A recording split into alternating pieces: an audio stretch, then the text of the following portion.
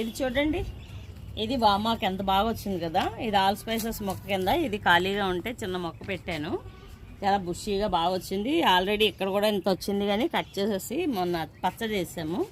అయితే వామాకు చాలామంది ఉట్టి బజ్జీలకే పనికొస్తుంది అనుకుంటారు, కానీ ఇది రోటి పచ్చడి మన బ్రేక్ఫాస్ట్లో రోటి పచ్చడి కింద కూడా చేసుకోవచ్చు అనమాట. చట్నీల్లోకి వాటిల్లోకి చేసుకోవచ్చు.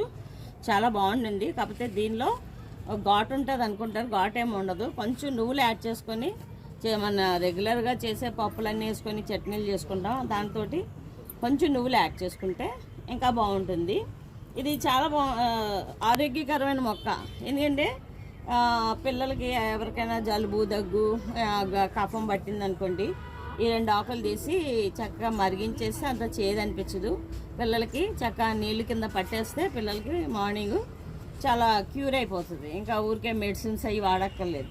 ఇదేంటంటే ఇంకా అన్ని జబ్బులకి ఇదొక మంచి రెమెడీ లాంటిదన్నమాట ఈ వామాకు మొక్క. బుషీగా మరి నా మొక్క నచ్చితే సబ్స్క్రైబ్ చేయండి, కామెంట్ చేయండి. అదండి.